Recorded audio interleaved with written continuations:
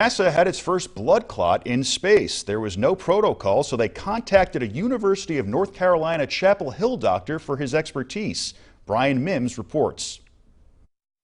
It is pretty heady stuff, getting a phone call like this. I picked up the phone and NASA was on the phone, said it was urgent. Did you catch that? NASA was on the phone. As a kid, Dr. Stefan Moll wanted to be an astronaut, so he was a little moon-eyed. It was surprising. It was an honor. It was, I was curious to see where that would lead, yes. It would lead to the International Space Station, where an astronaut had a blood clot.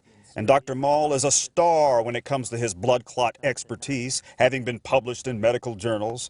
For privacy reasons, the astronaut is not identified, but the clot was found in the jugular vein. This was the first blood clot case in space, and NASA had no protocol. So all decisions that had to be made were best guesses. The doctor couldn't help but ask, would NASA send him to the station to examine the patient himself? So I should really be taken up there. And their response was, we'll see what we can do and we'll get back to you. Dr. Moll remained earthbound while consulting a team of NASA doctors. If the clot weren't treated, it could spread to the lungs or brain and become far more serious.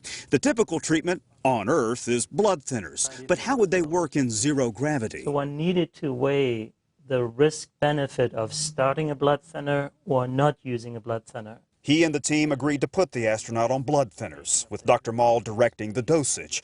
The space station had only a limited supply, but the treatment worked.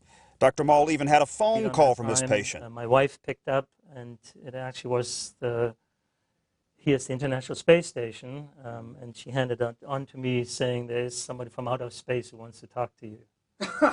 Enough to make a well-grounded doctor feel on top of the world.